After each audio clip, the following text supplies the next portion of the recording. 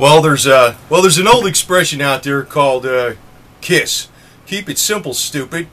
And that can apply to investments too. A lot of times common sense goes a hell of a lot further than anything out there. It's most of the highfalutin technology, forecast tools, graph charts and graphs, and everything at their disposal for some of these investors that think they know everything that's going to happen. But silver right now seems to be a no-brainer investment, even though it went up to about a little over 22 today. And, well, let me put it to you this way. I can't actually relate. I know there's a lot of speculation out there in the alternative media. What's going on with all these supposed banker suicides, or, well, they did die, whether it was a murder or suicide. What's going on with this? There was 8 of them so far now, basically in the last 2 months, high-profile cases, in London, Connecticut, Hong Kong, everywhere. A lot of them just falling out of windows. Who the hell ever hears about people falling out of windows in these high-rise office buildings? Because usually they're sealed where you can't even get out the windows, for crying out loud. I mean, how do you do that? Unless you climb up to a certain spot and deliberately do it, or somebody does that to you. But you're looking at the markets today and you're saying, I don't see any problems. But if you actually look, I hate to play this doom and gloom. Well, I think there's this doom and gloom is reality, but I don't want to, I don't really see anything per se other than the commonly known stuff like, the derivatives bubble is the big bubble, or the bond bubble is the big bubble going on right now. But a little common sense, and that goes a hell of a long way. If there's something going on, where all these people are not dying by suicides or being murdered or whatever it is, there's basically something going on within the financial system where there's some serious cracks and flaws. And I also want to point out, I did this before, I talked about this before. Paul Volcker forecast back, about a year and a half ago, before the 2012 election, that if problems in the economy were not addressed immediately within 6 months, within the first 6 months of the election, whoever's next president, this is back before 2012 election, that the whole cracks in the system would really come to a major problem around March 2014, where we start to see things really falling apart.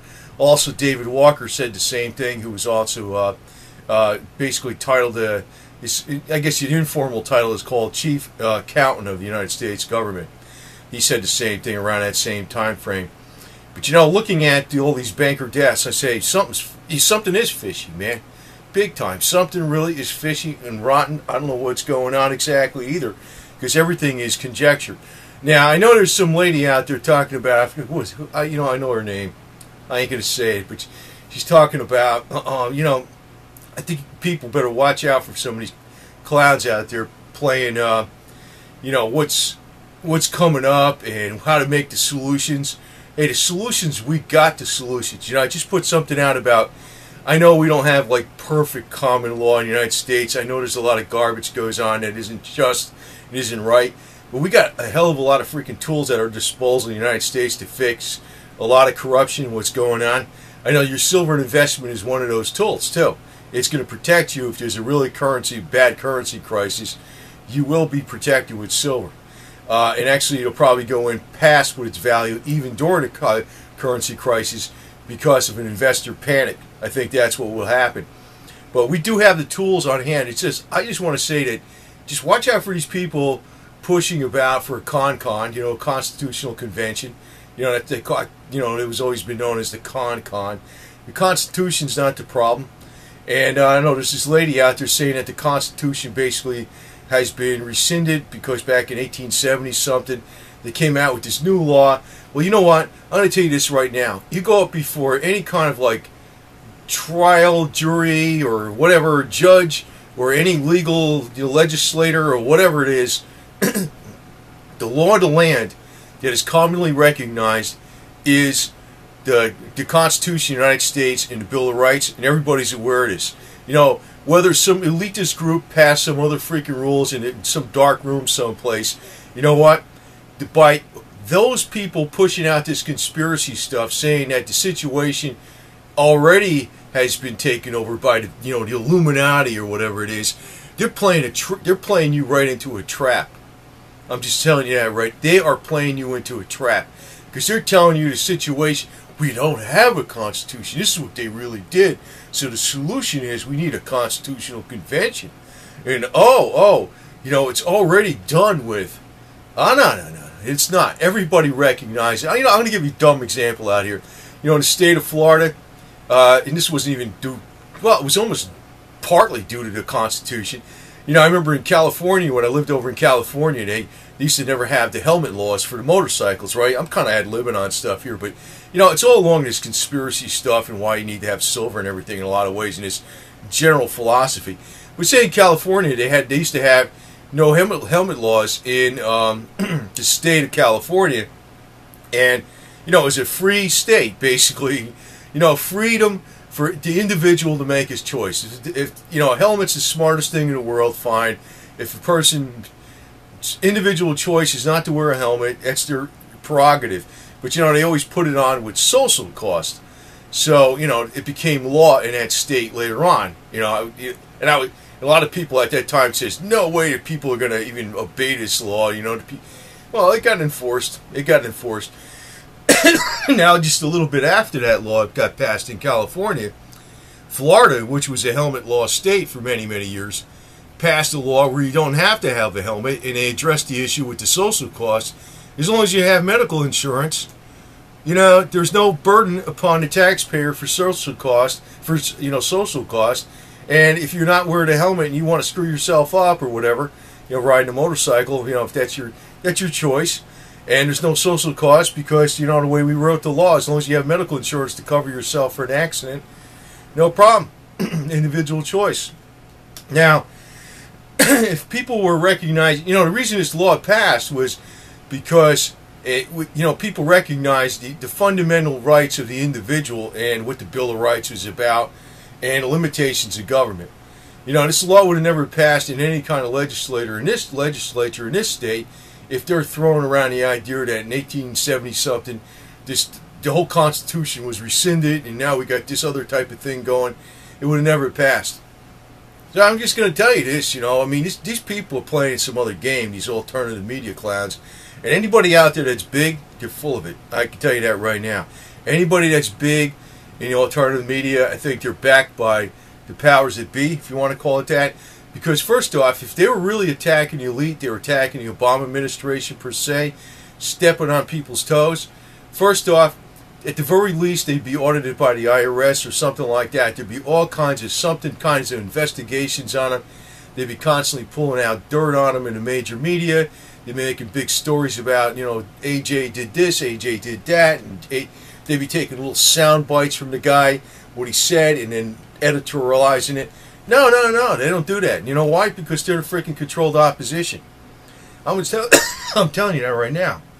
So, the thing is, with all this stuff that's going on right now, use a lot of common sense, and silver's a no-brainer investment. Just keep it simple, stupid. I know there's a lot of talk out there now. I know because the Ukraine government got overthrown. You could see, despite all this stuff about, the Western elite and Gerald Celente saying, the West is doing this and, it's all bad.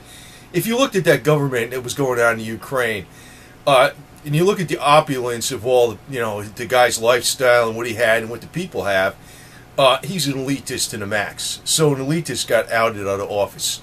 No matter what how do you look at it, the guy was corrupt. You know what I mean? No matter how you look at it, whatever the freaking protests were financed by or whatever, that guy was corrupt. But I gotta say this, the one thing that's really bad about this, I don't know if this feminists going to be able to protest anymore, because what are they going to protest? What happened to the feminine protests? I like those protests. Those protests are pretty cool. I think they should, they should have their own political party out there with the party slogan in Ukrainian, Дай meni duplo. And that would be the party slogan for feminine, Дай meni duplo. I know that's sexist, but you know what, so what, Дай meni duplo. What the hell are they kidding, But that's Ukrainian.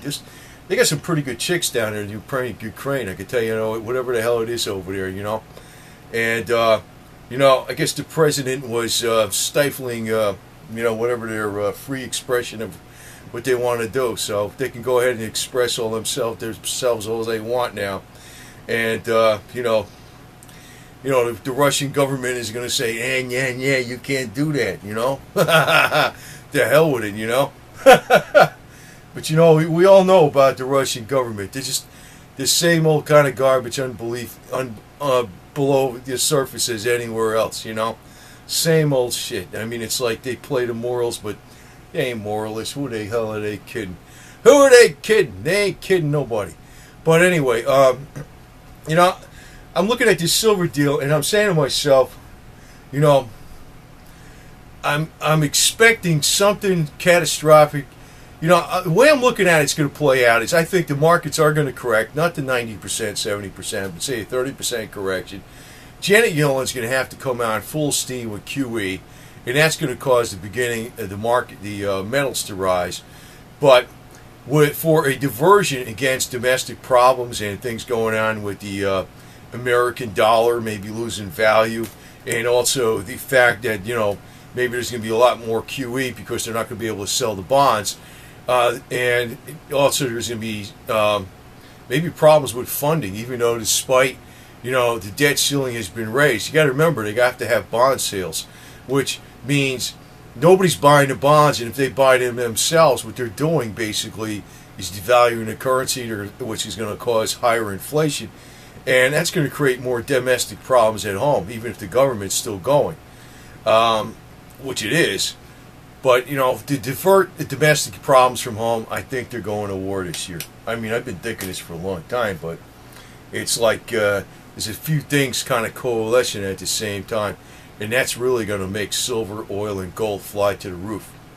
So, but just watch out for these clowns out there in the alternative media, because I think almost anybody in the alternative media that's been established for a number of years and they're making good money at it and stuff like that. I mean, really good money. I mean, they got millions and millions of dollars and stuff.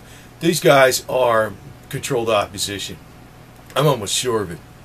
I used to like Gerald Celente, but now this guy's really making me want to puke, because I could almost see him when Russia ever took over in the United States.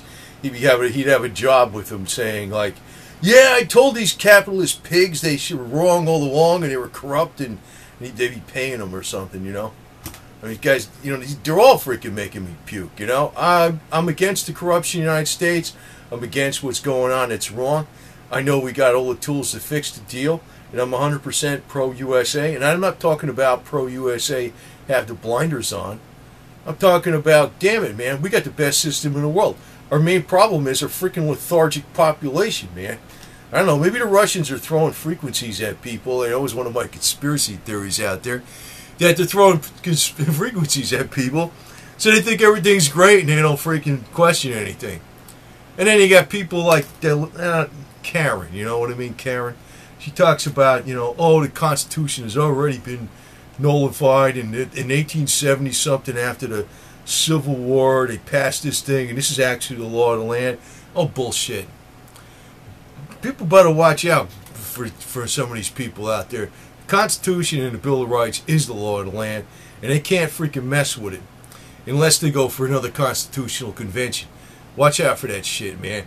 The whole problem is we're not enforcing our own system. Our own system, man. We got a pretty cool system, man. And we can fix it really, really fast. And the whole thing I even talked about is through the legislature, though, because every 2 years you elect these guys, and also even all your local governments. You got some judges out there, they're a little too strict on law and order.